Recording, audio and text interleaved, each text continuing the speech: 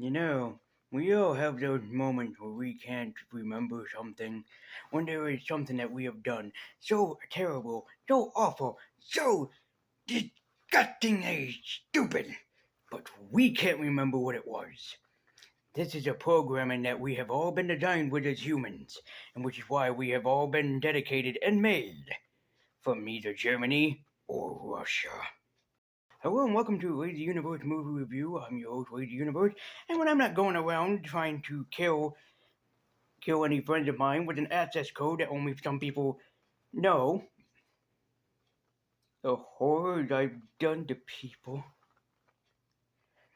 the horrors, all the blood, all the blood and decapitations. Anyways, I'm here in my own little universe reviewing movies, and this one I really wanted to go back and redo because I didn't feel like I talked about everything that I wanted to back in the Multi Movie Monday review, and that is Captain America the Winter Soldier, a film that I really have never seen but always heard good things about, and wow, color me impressed that this is probably better than Captain America the Winter Soldier. And I'm not pussyfooting around when I say that. I mean that this fucking film might be better than Captain America the First Avenger, which I actually love Captain America the First Avenger. I love Captain America as a superhero in general, but I know that some people probably don't know that. I do. I really do love Captain America with all my heart, you know. He is a guy that basically is like me, a weakling, and just all around kinda not that great of a guy who was given a secret serum and was transformed into America's super soldier. So, when you have a sequel to go up against that film, what exactly do you do and what angle do you tackle? And I think that Captain America the Winter Soldier handled this quite perfectly. I love how this film opens up with Captain America getting to talk to Sam Wilson, who is a friend of Cap's and a longtime ally of his because he also is Falcon, and that's just wonderful. However, Captain America the Winter Soldier mostly resembles around the entire SHIELD Corporation and that there's a weasel inside their very walls, hinting out secrets. Which makes things entirely worse, that Hydra just might be behind everything, and in fact, there is someone that works for Hydra behind the scenes that Cap doesn't realize. And there's also the threat of a super soldier that Cap only knows through his memories, but had never met until today, a man who he thought was dead.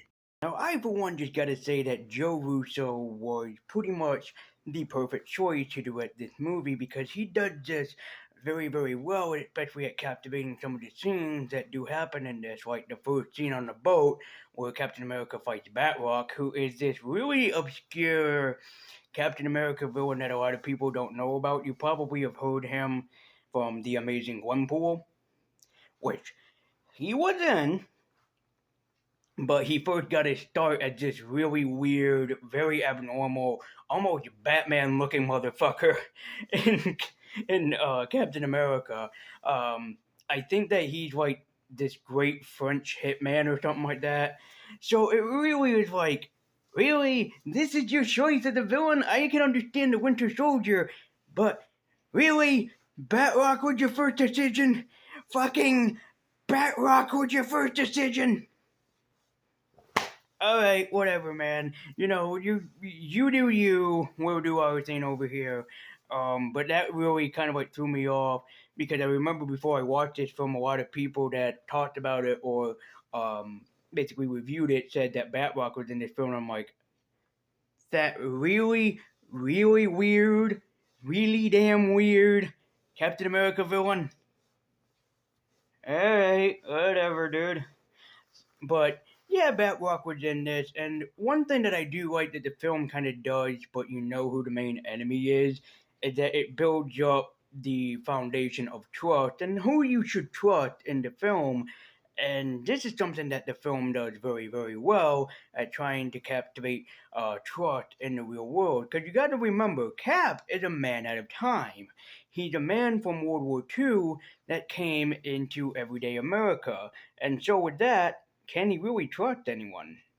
And all throughout and all during this film, you can see that Captain America is worried about, can he trust anyone? Can he trust his allies? Can he trust the only friends he had? Most we see this beautifully executed from the eyes of Chris Evans, who really does Captain America even better than he did in the first Avenger. Because in the first Avenger, he was just this kid that just got his superpowers not too long ago, and unfortunately, the doctor was killed. So is the only proof that the serum worked, which is very resemblant to that also of Shazam, which was the sequel coming out in the original Shazam. Billy Batson just got his superpowers. He's trying to learn how to use and how to really assess his superpowers. And I'm hoping that the second film will really bring out something like this more to the game for Captain Marvel or for Shazam, really. And that's what I'm really hoping for, in fact. But Chris Evans just shines as the super patriot in this because he just has his own way of portraying this really, really amazing person, but who really feels like that he disconnected from the world that he lived in. And you really get this because he still doesn't have a TV, he listens to a radio, and that makes it even more sincere. And that Cap is a person that's still stuck in the 1940s. He's still stuck in World War II, and that's just pretty damn awesome. There was a funny scene in here with him and Scarlett Johansson where they kiss in the mall to get away from Hydra agents, and she asked him if this was his first kiss in years, in which he kind of chuckled awkwardly and said that it's not, but we might have referenced, especially in She-Hulk, that Cap isn't a virgin. Cap is someone who lost his virginity, and everybody believes that the blonde girl that Bucky hooked him up with in the original film is the girl he slept with. So basically, he might be more awkward from this because he just lost his because he lost his virginity to a woman that pretty much might be dead by this point. They never state, but he lost his virginity to a woman that just, I guess, just got him lucky or whatever. So good on you, Cap. Good on you. It was a star-spangled day for her that day, I guess. We didn't know if he was a dead fuck like Crispin Glover, but maybe he was, you know. But aside from that, Scarlett Johansson as the Black Widow in this film, she was alright, but I didn't really feel for the Black Widow in this film. In fact, I was kind of like, really, this is who, we have to follow and everything. And don't get me wrong, Scarlett Johansson is a great actress, but as the Black Widow in this film, she wasn't really the all-around badass that everybody knows her to be. Oh yes, Scarlett Johansson did do a great job as Black Widow, but Black Widow is supposed to be this really interesting and all-around very interesting character, but in this film, she kinda wasn't. She is a woman with her secrets, yes, she is a woman that knows how to get what she needs, and she's also a woman that knows how to keep a secret, but in this film, she just wasn't that very interesting. I will say that it was awesome to see Armin Zola in this because I didn't know that they set it up Armin Zola in Captain America the First Avenger. Then again, I haven't seen Captain America the First Avenger in a while, so I don't know if they called him by name in that movie. I don't know if Hugo Weaving as Red Skull ever called him Armin Zola, but it was very cool to see him in this film nonetheless. I know that he's going to appear in one of the new Marvel films. I don't know if it's the new Ant-Man and Wasp or if it is going to be in Captain America 4, but his design, that design that they have shown is like, just seriously going with that design. Just go and look it up and see for yourself. It's like, okay, alright, you do you. He kind of looks like George Lopez from The Adventures of Shark Boy and Lava Girl. He fucking looks like George Lopez from Shark Boy and Lava Girl, and it's like, well, you do you. If that's what you want to go with, you do your thing. But for the villains in this too, Winter Soldier isn't that interesting. They really made him boring. This would be like in the amazing Batman animated film Under the Red Hood, that once they reveal Jason, Jason just becomes boring and just not that interesting. And I don't want to pick on the actor that does Winter Soldier, but they really should have had more lines of dialogue for him, because when he shows up, he just goes, "Who's Bucky?" First of all, because of course the Soviets um, destroyed his memory, so he remembers nothing. But at the same time, it's like, you know who you are. You are the Winter Soldier. Once they whisper that phrase into your ear, then that fucking is done. I guess. I mean, you had a really great and captivating hero or villain, in this. You could make this work and make it all the more resourceful. But I think that they wanted to save that for the sequel, which was Civil War, which I hated. And also, I think that they mostly wanted to save it because in this film, Bucky, or Winter Soldier, is just not that damn interesting. He had some cool scenes, yes, he had that awesome fight scene towards the end of the film, but he's boring. Which makes the saving grace of this film Anthony Mackie as Falcon, who just shines in this movie. Maybe it was somebody at Marvel's decision to make Bucky so uninteresting and just like downright fucking boring, but the saving grace is Anthony Mackie, and you really do feel that Mackie and Cap have known each other for so long. For this film makes it all the more sincere that when Cap goes into battle, so does Sam, and Sam is helping him in every way that he can.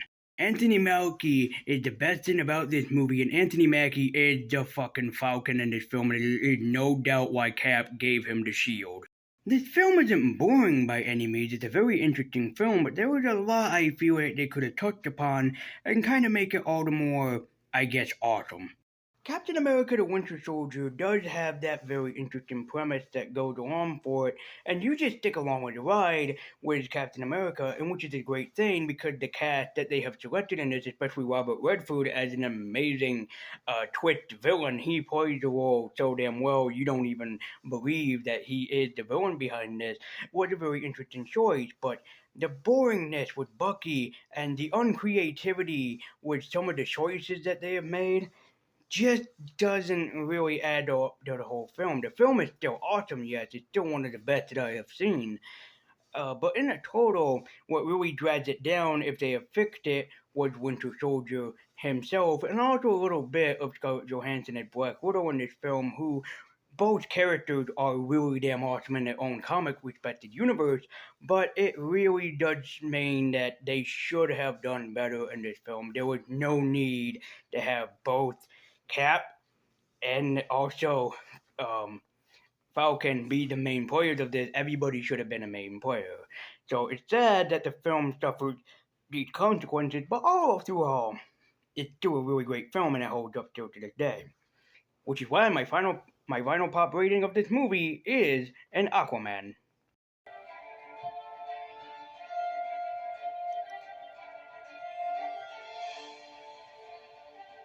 Well, guys, that's gonna do it for this Lazy Universe movie review, at least for this month. Next month is my birthday, and I am planning on getting a lot of movies to review next month. And like I said before, and I'm still gonna repeat it now, I don't know how many uploads I'm going to do a month, basically, but just let's be sure that I am not quitting. So just keep in mind, like, if you don't see me upload for like a few weeks, or even if at times like a month, like I only upload like, we'll just say like 3 times a month at some point in the future, don't lose hope and don't think, oh my god, he quit, because that is not what happened. I am just looking for mostly films that I really want to talk about, or some that just interest me that I think that will be doing good to talk about on this channel. So thank you guys so much for watching this episode of Lazy Universe Review, or just this movie review. Let me know what you thought about Captain America the Winter Soldier in the comments down below. And as always, thank you guys so much for watching, and I'll see you guys next time on the next Lazy Universe Movie Review.